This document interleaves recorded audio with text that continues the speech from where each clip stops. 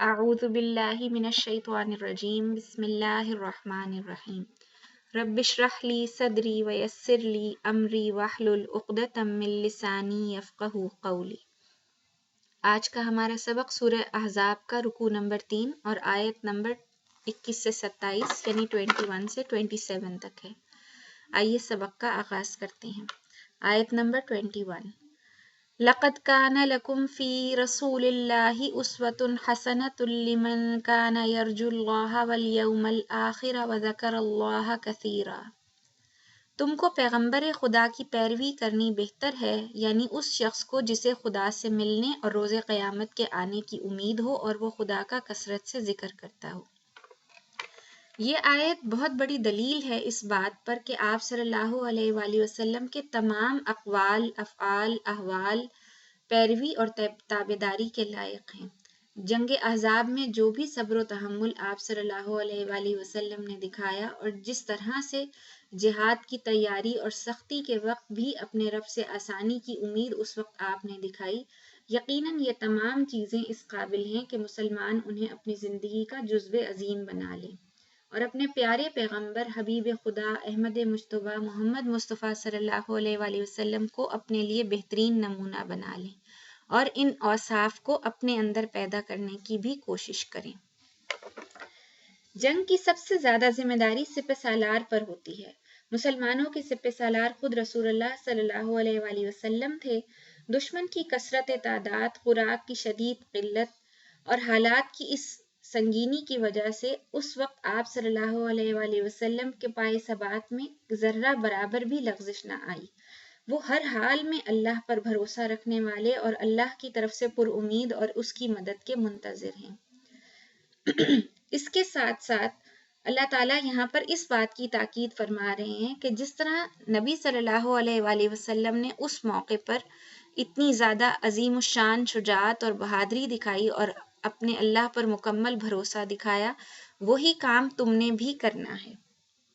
تمہارا کردار بھی ایسا ہی ہونا چاہیے اور رسول اللہ صلی اللہ علیہ وآلہ وسلم کی ذات کو بطور نمونہ تمہیں اپنے سامنے رکھنا چاہیے۔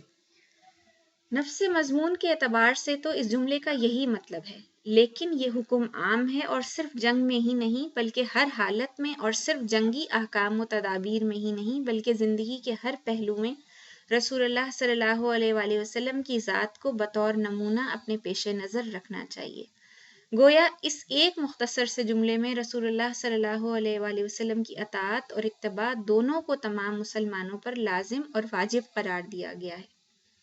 ساتھ ہی اللہ تعالیٰ نے یہ بھی بتا دیا کہ اگر رسول صلی اللہ علیہ وآلہ وسلم کی اتباع کرنے والے وہی لوگ ہو سکتے ہیں جن میں 3 شرائط پائی جاتی ہوں۔ نمبر 1 یہ کہ وہ اللہ پر سچے دل سے ایمان رکھتے ہوں، دوسرے یوم آخرت پر بھی ایمان رکھتے ہوں، اور تیسرا یہ کہ اپنے اعمال کے اچھے بدلے کی اللہ تعالیٰ سے امید بھی رکھتے ہوں اور ہر وقت اللہ تعالیٰ کو یاد رکھتے ہوں۔ آیت نمبر 22۔ وَلَمَّا رَأَى الْمُؤْمِنُونَ الْأَحْزَابَ قَالُوا هَذَا مَا وَعَدَنَا اللَّهُ وَرَسُولُهُ وَصَدَقَ اللَّهُ وَرَسُولُهُ وَمَا زَادَهُمْ إِلَّا إِيمَانًا وَتَسْلِيمًا۔ اور جب مومنوں نے کافروں کے لشکر کو دیکھا تو کہنے لگے، یہ وہی ہے جس کا خدا اور اس کے پیغمبر نے ہم سے وعدہ کیا تھا، اور خدا اور اس کے پیغمبر نے سچ کہا تھا، اور اس سے ان کا ایمان اور اطاعت اور زیادہ ہو گئی۔ اللہ تعالیٰ نے پچھلے رکوع میں منافقین کے کردار پر تبصرہ کیا تھا کہ کیسے انہوں نے مشکل وقت میں اپنے نبی اور مسلمانوں کا ساتھ چھوڑا اور بہانے بنا کر جنگ سے فرار کی راہ اختیار کی۔ ان کی باتوں اور ان کے عمل نے ان کا پول کھول دیا۔ مگر یہاں اس آیت میں اللہ تعالیٰ نے مومنین کی دلجوئی اور تعریف فرمائی ہے کہ یہی وہ سچے مومن ہیں جو اللہ اور رسول صلی اللہ علیہ وآلہ وسلم کی خاطر اس مشکل وقت میں مسلمانوں کے ساتھ کھڑے ہیں، اور اس بات نے ان کو ان کے مقصد سے پیچھے نہیں ہٹایا، بلکہ اس جنگ کے معاملے کو انہوں نے اللہ کی طرف سے امتحان سمجھا اور اس میں اپنے لیے خیر ہی جانی۔ آیت نمبر 23 اور 24۔ من المؤمنین رجال صدقوا ما عاہدوا اللہ علیہ فمنہم من قضى نحبہ ومنہم من ينتظر وما بدلوا تبدیلا۔ مومنوں میں کتنے ہی ایسے شخص ہیں کہ جو اقرار انہوں نے خدا سے کیا تھا اس کو سچ کر دکھایا، تو ان میں بعض ایسے ہیں جو اپنی نظر سے فارغ ہو گئے ہیں اور بعض ایسے ہیں کہ انتظار کر رہے ہیں اور انہوں نے اپنے قول کو ذرا بھی نہیں بدلا۔ لِيَجْزِيَ اللَّهُ الصَّادِقِينَ بِصِدْقِهِمْ وَيُعَذِّبَ الْمُنَافِقِينَ إِنْ شَاءَ أَوْ يَتُوبَ عَلَيْهِمْ إِنَّ اللَّهَ كَانَ غَفُورًا رَحِيمًا، تاکہ خدا سچوں کو ان کی سچائی کا بدلہ دے اور منافقوں کو چاہے تو عذاب دے یا چاہے تو ان پر مہربانی کرے، بے شک خدا بخشنے والا مہربان ہے۔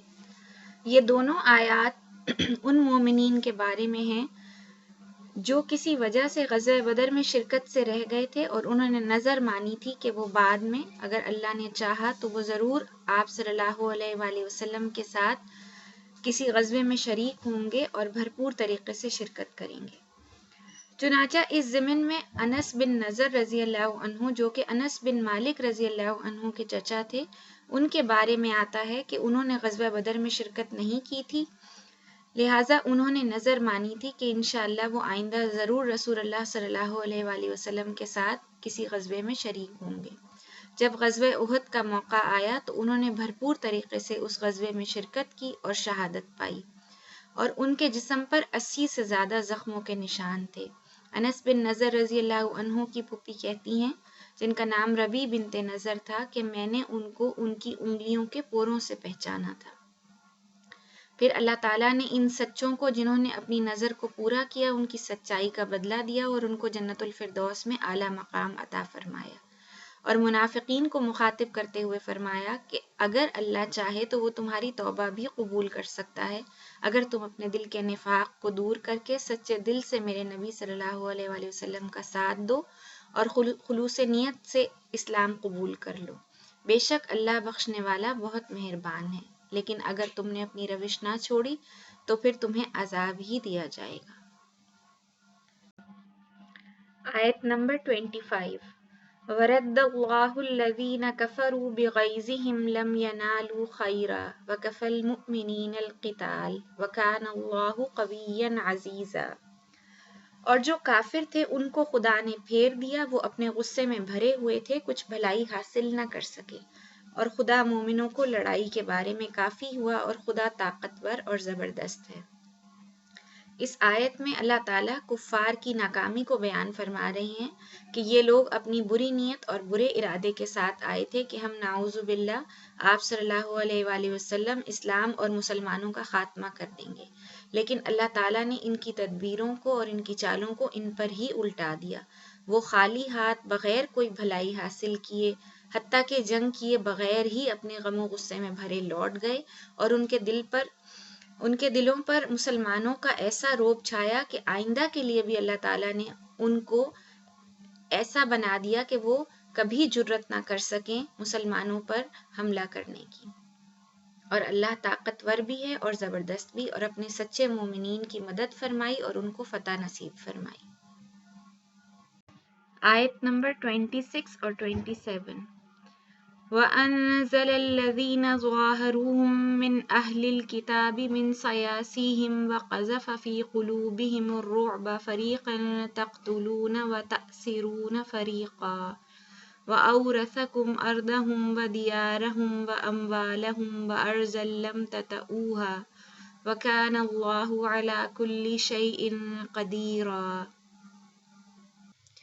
اور اہل کتاب میں سے جنہوں نے ان کی مدد دیا اور ان کے دلوں میں دہشت ڈال دی، تو کتنوں کو تم قتل کر دیتے تھے اور کتنوں کو قید کر لیتے تھے، اور ان کی زمین اور ان کے گھروں اور ان کے مال اور اس زمین کا جس میں تم نے پاؤں بھی نہیں رکھا تھا تم کو وارث بنا دیا، ہر چیز پر قدرت رکھتا ہے۔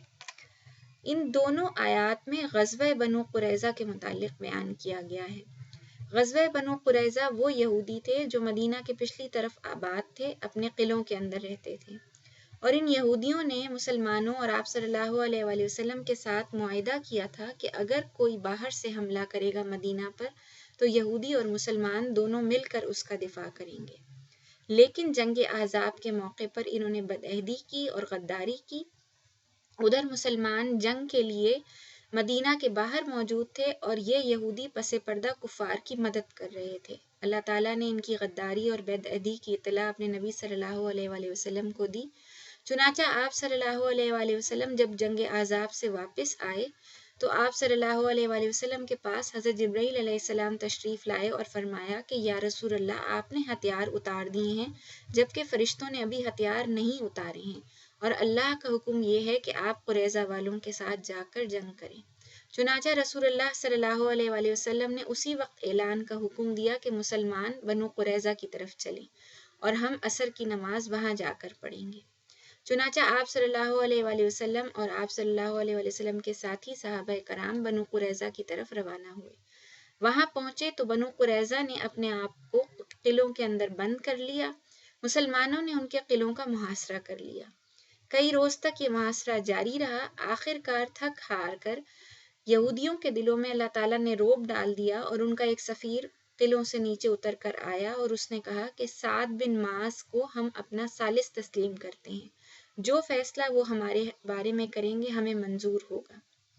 سعد بن معاذ نے جنگ احزاب میں شرکت کی تھی اور ایک تیر ان کو آ کے لگا تھا جس سے وہ شدید زخمی تھے اور خون مسلسل ان کے زخموں سے بہہ رہا تھا، لیکن پھر بھی آپ صلی اللہ علیہ وآلہ وسلم نے حکم فرمایا اور سعد بن معاذ کو ایک چرپائی پر لٹا کر لایا گیا۔ چنانچہ سعد بن معاذ رضی اللہ عنہ نے ان یہودیوں کے حق میں فیصلہ دیا کہ ان کے مردوں کو قتل کر دیا جائے اور ان کی عورتوں اور بچوں کو لونڈی اور غلام بنا لیا جائے، حتیٰ کہ جو لڑکے اس وقت جوان ہوئے تھے ان کو بھی قتل کر دیا جائے۔ چنانچہ ایسا ہی کیا گیا۔ آپ صلی اللہ علیہ وآلہ وسلم کے حکم پر مسلمان مجاہدین نے ان کے مردوں کو قتل کیا۔ انہوں نے بدعہدی کی تھی، اس کی سزا انہیں یہ ملی، اور ان کی عورتوں اور بچوں کو غلام بنا لیا اور ان کے تمام قلعوں کا، ان کی زمین کا، ان کی جگہوں کا، ان کے مال کا وارث اللہ تعالیٰ نے مسلمانوں کو بنا دیا آپ صلی اللہ علیہ وآلہ وسلم کی سرکردگی میں، اور اس طرح بنو قریظہ اپنے انجام کو پہنچ گئے۔ اب میں آپ کے لیے سبق کی مشق میں دیے گئے الفاظ اور ان کے معنی دہرا دیتی ہوں۔ پہلا لفظ ہے زیادہ، اس کا مطلب ہے زیادہ ہو گیا۔ دوسرا لفظ ہے تسلیمہ، سر تسلیم خم کرنا یا سپردگی۔ پھر ہے نحبہ، اس کا مطلب ہے نظر۔ ردہ، لوٹا دیا یا پھیر دیا۔ لم ینالو، حاصل نہ کر سکے۔ ظواہرو، انہوں نے ساتھ دیا۔ سیاسیہم، ان کی گھڑیاں، ان کے قلعے۔ قذفہ، ڈالا یا پھینکا۔ تأثرون، تم اسیر بناتے ہو۔ اورثہ، وارث بنایا۔ لم تطئوہا، تم نے پامال نہ کیا۔ اس کے ساتھ ہی ہمارے سبق کا اختتام ہوتا ہے۔ بارک اللہ لی ولکم فی القرآن الحکیم ونفعنی وإیاکم بآیاتی وذکر الحکیم۔